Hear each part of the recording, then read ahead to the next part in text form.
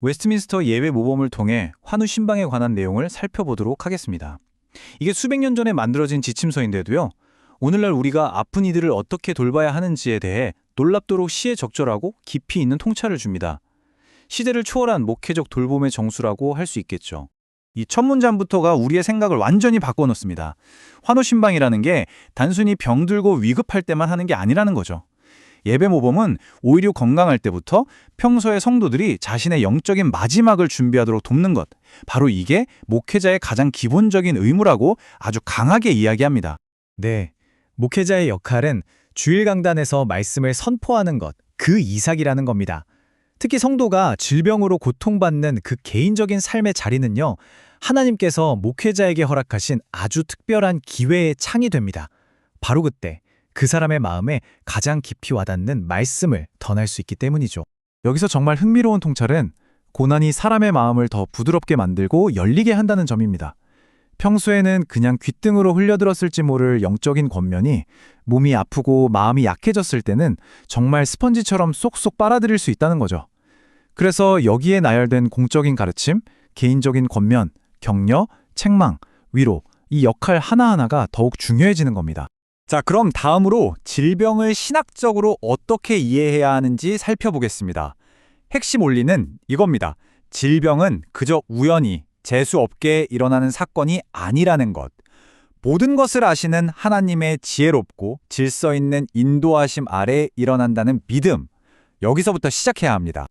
그렇다면 목회자는 이 신학적인 이해를 바탕으로 환우에게 어떻게 다가가야 할까요?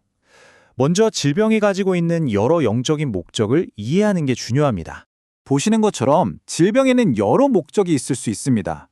때로는 죄에 대한 징계나 교정일 수도 있고 우리를 더 강하게 연단하기 위한 시험일 수도 있죠. 또 우리가 다 알지 못하는 더 특별한 목적이 있을 수도 있고요. 중요한 건 그 이유가 무엇이든 간에 우리가 이 고난의 시간을 하나님 안에서 의미 있게 보내려고 할 때 모든 것이 합력하여 선을 이룬다는 사실입니다. 효과적인 목회적 돌봄은 마치 만병통치약처럼 모든 사람에게 똑같은 메시지를 전하는 게 아닙니다.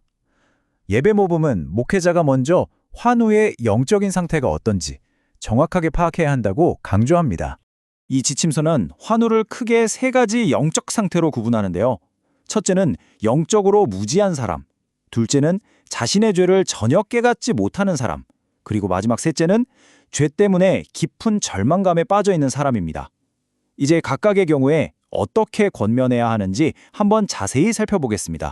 만약 환우가 복음의 기본적인 진리에 대해 잘 모른다면 지금이 바로 가르칠 때입니다. 회개가 도대체 뭔지, 믿음이 무엇을 의미하는지, 그리고 예수 그리스도를 통한 하나님의 은혜의 언약이 어떤 것인지 기초부터 차근차근 설명해 줘야 한다는 거죠. 반면에 자신의 죄에 대해 무감각하고 나는 괜찮다고 생각하는 사람에게는요, 단호하면서도 사랑이 담긴 접근이 필요합니다. 죄가 결국 우리를 얼마나 비참하게 만드는지, 죄에 대한 하나님의 진노가 얼마나 무서운지, 그리고 회개를 미루는 것이 얼마나 위험한 일인지를 분명하게 알려주어서 잠자는 양심을 깨워야 합니다. 마지막으로 자신의 죄 때문에 혹은 하나님의 사랑을 느끼지 못해서 절망에 빠진 신자에게는 위로와 확신을 주어야 합니다.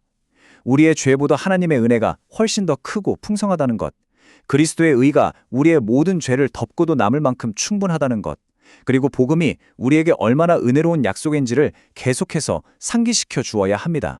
바로 이 문장이 신자에게 주는 궁극적인 위로의 핵심입니다.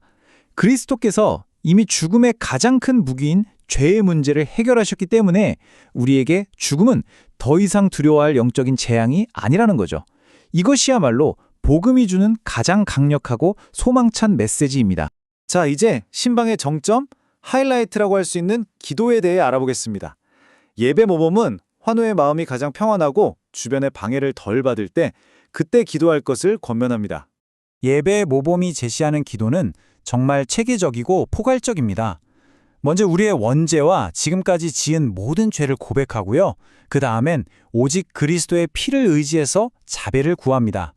그리고 이 고난을 통해 우리가 더 거룩해지고 인내를 배울 수 있도록 기도하며 마지막으로 어떤 결과든 하나님의 뜻에 순종하겠다는 고백으로 이어집니다.